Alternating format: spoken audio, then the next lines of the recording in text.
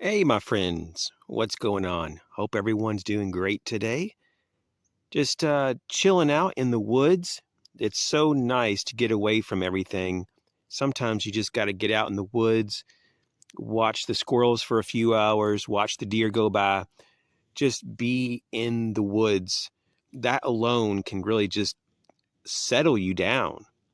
And so I've been more and more staying away from the news, just been watching less and less prepper channels, just overall, just less social media in general. And I feel much more calm. And for those out there who are having a problem with stress and anxiety, just unplug. That can really help you. So in this video, I just want to chat for a moment about pocket knives. And so I have my most used knife with me here today. Surprise, surprise. It seems like it's always in my pocket. I've tried the different variations of this knife, and I've settled on this one as of recent. It does seem like that every so many months I try different stuff out, but I keep coming back to this one, which has the hole. This is the K-bar dozer, and the K-bar dozer comes in different variations, different colors, different blade styles, and some of them have thumb studs and some of them have this hole. Now, personally, I wish the hole was a little bit bigger and a little more round than oval, but it works, fairly well. I do wish that the handle was contoured a little bit so that your finger or your thumb can slip in there a little easier, but you can slowly open it like that, or you can flick it open. And I'm going to try to do this on camera. I'm looking through the viewfinder, so it's a little awkward, but there you go. So it's all very doable. But as you can see, it's just a real simple design, but very functional though, very functional. And you can typically pick these up for anywhere between $20 to $24. And once again, you can get different variations depending on your preference. And these are very lightweight, and I like that it has this this ricasso here so that you can drop the blade with one hand, switch around, close it. Everything is one-handed, very effortless. So why do I like this? Well, it holds an edge long enough to get through the day. So it holds an edge long enough to get through the day and to take care of the tasks that I have. Sometimes I can go a whole week without having to hone the blade on my ceramic rod. Sometimes, though, if I'm using this a lot to cut down a lot of cardboard boxes or cut a lot of tape or a lot of cordage, I might have to touch it up at the end of the day. But there has been a lot of times that I can go a week or two without having to touch it up, and it's just fine. And I like that the price is so affordable that if something really did happen and I lost this or broke this, which I kind of doubt that I would break it because it's pretty stout. It's not like it's fragile design. I mean, even the tip, let's just take a look at that. Hopefully I can get this on camera here, but you see the tip there? It's a stout little knife for what it is. And so, yeah, the blade steel is just very average, and it uses this material here for the handle scales, and it's not like, ooh, but it actually is functional and it works. I would like to see some jimping, though, up here on this ridge, and I would like to see some jimping back here, and also in the actual scales, for the bottom of your hand down here on the scale. But for the price, you get what you get, and it's still a lot of value for the price. And if you really want to, you can put your own jimping, if you want to. Now, so I just wanted to share that. And I do have another blade that I want to talk about briefly, but this one here, I've been carrying most of the time, like over 85 to 90% of the time, in that range. So, I mean, basically almost all the time. this is what I carry. Because I get questions every once in a while like, hey, what kind of pocket knife do you carry? And it's kind of a really cool question. I like those kind of questions. But it's kind of a, unfortunately, though, for me, this is just a boring answer, and this is what it is. Even though I'm not ashamed of it, it really works for me. So, I mean, I don't really need anything else.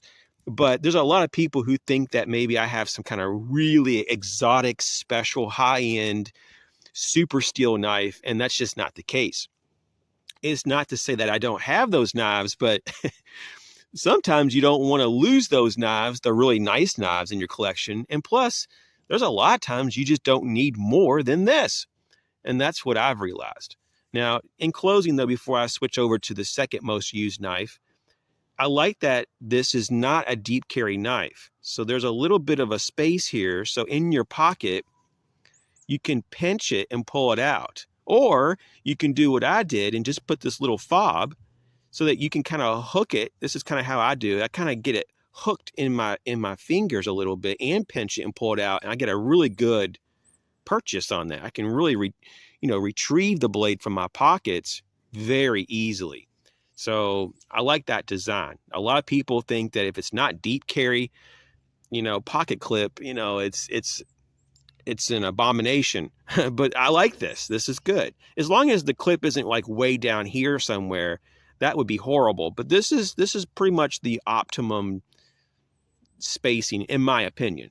Everybody has different preferences. Okay, so without any further ado, I'm going to transition now to the other blade that I carry some of the time. So some of the time I carry this Spyderco Delica with the Emerson Wave. Now, I've had this for a long time, and if you've been with me for any bit of time here on the channel, you may have seen this kind of pop in and out of videos.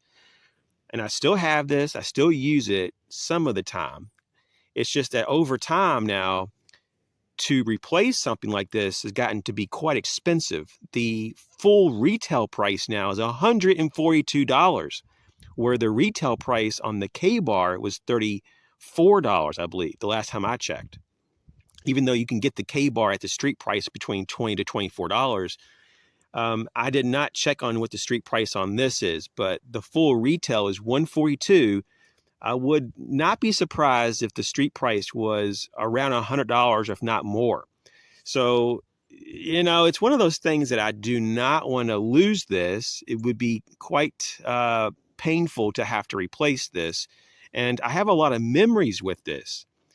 Various jobs that I've had that I used this, and I just have a lot of memories connected to it.